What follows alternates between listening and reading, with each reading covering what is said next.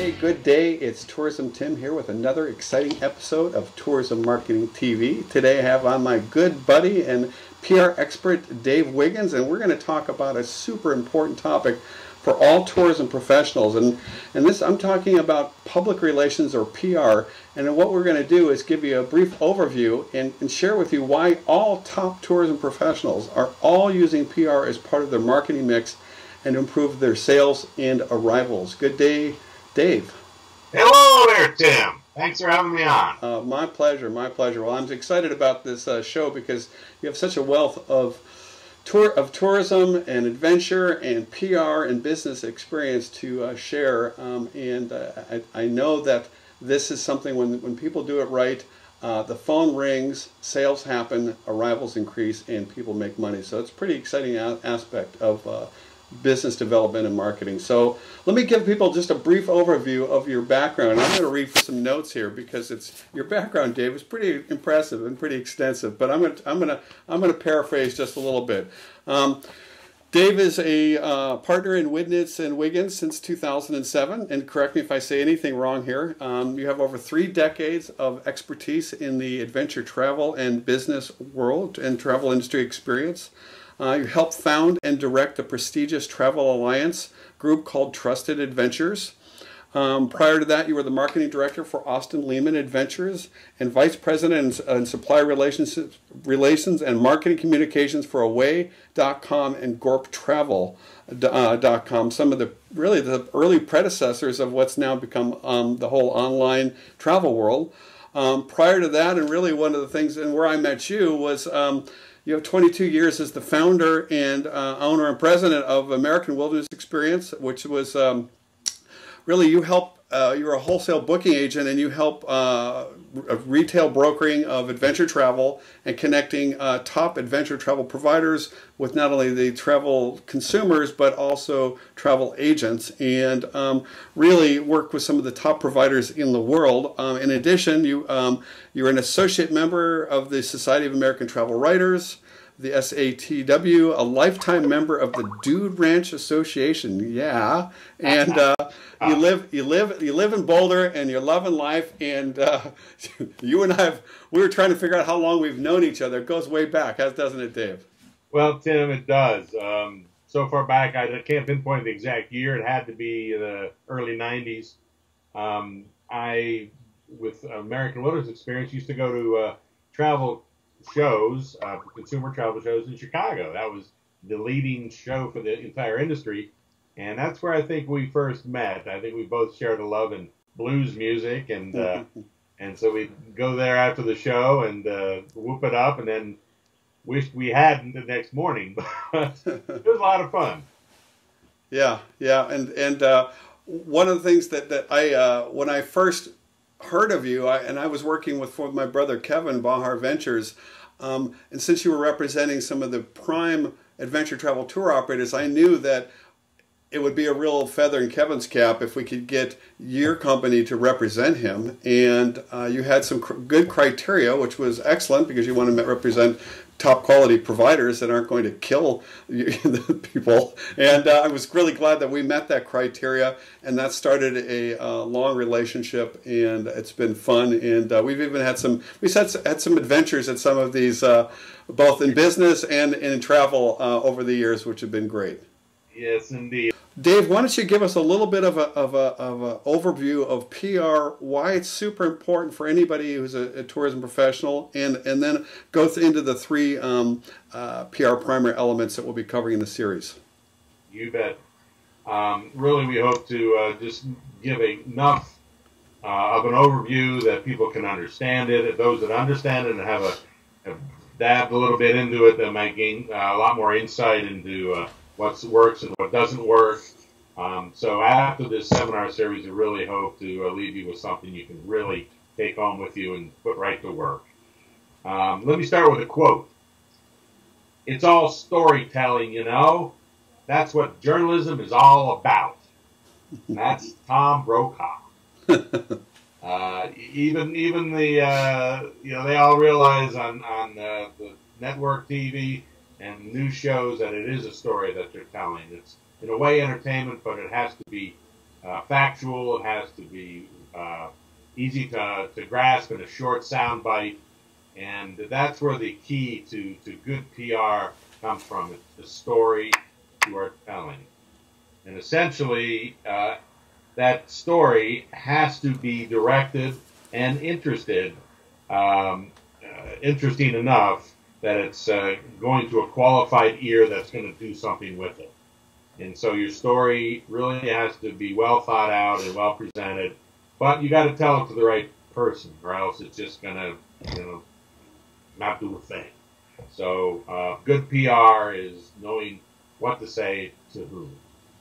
And so, a good example of good PR and some positive outcome from it has to be a year or two back. Actually started in 2008 with a client of ours who runs small ship cruises in the Galapagos Islands. Family-owned business, really dear and passionate to their hearts. They wanted to get the story out that they really wanted to make a difference in tourism to the Galapagos. They wanted their programs to be responsible, but also sustainable. And they came to us to be able to tell the story and to get the message out through strategic thinking and through the right pitches and press releases. We were able to develop a story that really made them, the experts in responsible tourism in the Galapagos. And it led to coverage in the New York Times, the Travel and Leisure, all the ones you want to be in eventually. Condé Nast Traveler, USA Today, and just a parts of other great publications. Wow. And from that, then came awards. Their story was so compelling and passionate, and people were moved by it, and they saw that what they were doing was very important work. They were bestowed the Travel and Leisure Global Vision Award, the Condé Nast Travel World Savers Award, Virgin Holidays Responsible Tourism Award. All these came immediately after we established our message and our story, got it out there. And so that's the kind of stuff. I'm not saying everyone has that kind of story, but that's the kind of rewards you can reap from a good story and delivering it to the right people. That's phenomenal. And not only did I imagine it over probably a period of years, because people read those stories, they clip it on the New York Times, they put it on their refrigerator, and it's their dream trip. Galapagos is definitely on a lot of people's bucket list, including mine. And so it generally generated actual revenues for years to come. But the neat thing about what you just shared is that led to these awards. And those awards are really merit badges. And you know that I'm a big advocate of establishing credibility and using things like as seen in the New York Times, as read in Condé Nast, those awards, and putting them in a very conspicuous place on your website. So those are accolades that they've earned for life. And so when someone comes to their website or sees it on a trade show booth, well, then they never even read that article or heard about the awards, they're going to see those badges of experience and credibility, and instantly it puts them way above the pack. And that's what converts shoppers into buyers. Yeah, and what's really, I think, key to this whole story is the fact that, most operators would want to promote the fact that they offer great trips, that they see wildlife, that they do these incredible experiences that can change you. And that is part of the story. But we approached it a little bit differently, talking more about the company's passion to protect all that, which I think everyone shares that kind of feeling and that wants to do good in this world. And we, in a real subtle and indirect way, in a lot of ways, our messaging wasn't really loud. It was very subtle, and we really showed how the owner and the crew and the guides went overboard, bent backwards as much as they could to do and whatever they can to instill the kind of appreciation for the islands that they have.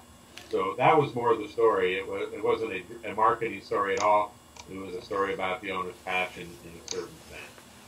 Why don't you cover that sounds great. Why don't you cover the three elements of the PR primer that we're going to be covering in we've got about 2 minutes left in this.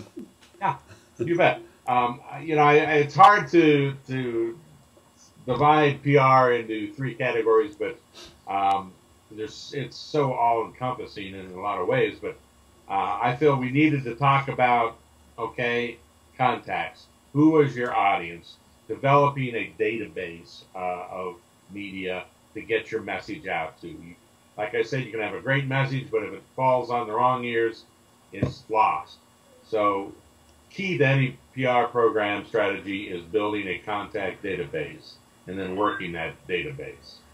The second session is going to have to do with pitching that database, pitching that media audience that you've developed.